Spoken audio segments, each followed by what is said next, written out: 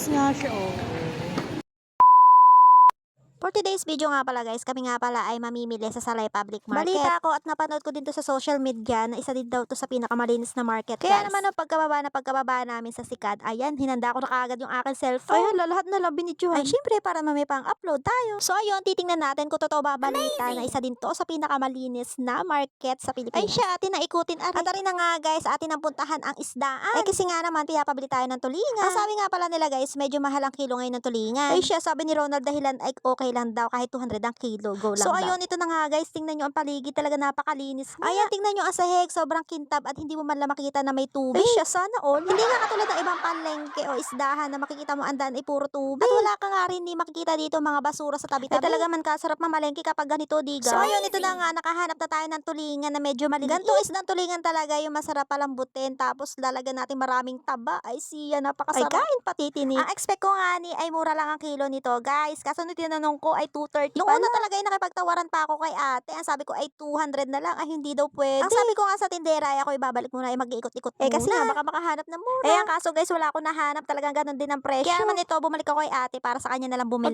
Pagkabalik ko nga kay ate ako nakipagtawaran pa. Ay siya, sabi ko ay 210 na lang. Talagang ayaw pumayag ni ate. Kahit nga ni 2 kilo na yung ating kukunin talagang ayaw niya pumayag. Ay siya, wala na tayong magagawa. Baka nga naman wala silang tubuin. Kaya ayan, bumili na lang ako. At habang naglalagay si ate ng isda, akin muna siyang chinika. Ay hala, chika mini. Ang sabi ko kay ate na totoo pala ang balita na super linis pala dito sa market na Salay. Ay, oo daw, wala daw talaga makikita dito na kalat o ano man basura. Talaga man kasi nakasanayan na daw nila na ganare. Pagkatapos sabi ko sa kanya, maigi na lang nakakaintindi siya ng Tagalog. Nakakaintindi naman daw si ate pero konti lang. Talaga napakahirap daw magsalita kasi ng Tagalog. Ay, halaga no. Pagkatapos nga niho, akin yung tinanong si ate kung saan nakakabili dito ng kamyas. Kasi naman guys, masarap talaga ang kamyas kapag ilalagay sa sinaing na tulingan. Pagkatapos, ayan, nakuha ko na nga pala yung aking binili guys. Ayan, tinuro rin ako ni ate kung saan daw ako makakabili ng kamyas. Pagkatapos nga guys, ayan, napansin ko rin. Talagang napakalinis din ng mga lalagyan ng mga isda nila. Talaga napaka-fresh pa ng mga tinda nila. Ayan, kompleto guys, may pusit, may talakito, may blue marlin at meron din mga seaweeds dito guys. Ay syempre, may tahong din, tapos hipon. Ayan, tingnan yung mga lagayan nila, talaga napakalinis at naka-arrange talaga ng ayos. So ayun, shoutout nga pala sa nabilhan ko dito sa Salay Public Market. At nung nakabili na nga ako ng isda guys, ayan, niyaya ko na sila kuya at si Yuna, nabibili na kami ng taba. Talaga maniho guys, sa isdang sinaing talaga hindi pwedeng walang taba ng baboy. Kung medyo nakakaluwag-luwag pa nga, ay pata pa ay masarap ilagay dyan. Ay hala, pata talaga, ay sobrang sarap no. At rin na nga guys, din kami nakabili ng taba ng baboy kay ate. Ang sabi nga niya, taba lang talaga. Ay hala si ate. Kaya sarap nga naman niho na may taba talaga ang ating sinaing. Talagang hindi kompleto ang ating sinaing na tulingan kapag walang taba. Pagkatapos guys, meron pang kamatis, sibuyas. Tapos may kunting mangga. Ay shawari ko naman, itaob na naman ang kaldero nito. Nung nakabili na nga kami ng taba guys, ayan, humanap naman kami ng kamyas. So yun, minsan hindi lang talaga kami nagkakaintindihan kasi nga naman Tagalog ako tapos sila Bisaya. Sa kamyas nga lang pala ako niho nahirapan maghanap din kasi nga naman wala talaga ako mahanap tapos guys. Itong si ate, ang sabi baka paminta daw yung hinahanap ko. Ay, so ayun, dahil hindi minsan kami magkaintindihan kaya naman ako na nagtingin-tingin sa tindahan nila baka ako meron makita. At dahil wala ako makita ang kamyas sa loob, ayan, lumabas na ako ng market, makakako ako dito makakita ng kamyas. Kaso nga guys, dito sa napagtanungan ko ay hindi nila alam kung anong kamyas. Ay siya, bakit ganoon? At rin na nga guys, napadpad na kami sa kabilang kanto para maghanap ng kalamyas, kaso ay wala pa rin. At rin na nga, sumuko na ang kumari nyo at pagod na rin yung kasama ko, kaya naman tinigil ako na sa paghanap ng kalamyas. Ako nga niyo, may bibilhin pa kaya kami pumasok ulit dito sa loob ng market. Kaso si Yuna talaga hindi nagpahuli, ayan, nakakita na naman ng laruan. Ay nako guys, ito si Yuna talaga kapag nakakita na laruan sa tindahan, hindi yan naalis kapag hindi mo bibilhan. Kapag hindi mo yung binilihan si Yuna, ay talaga may sasabihin niya sa iyo. Talaga, ikay mapapatawa na lang sa sasabihin sa'yo ni Yuna. Nung nabilhan ko na nga si Yuna, ayan, tuwa-tuwa na naman. Ang sabi ko nga ni kay Kuya Aaron, ay magmadali na kami, baka makakita naman to si Yuna, ay magpabili na naman.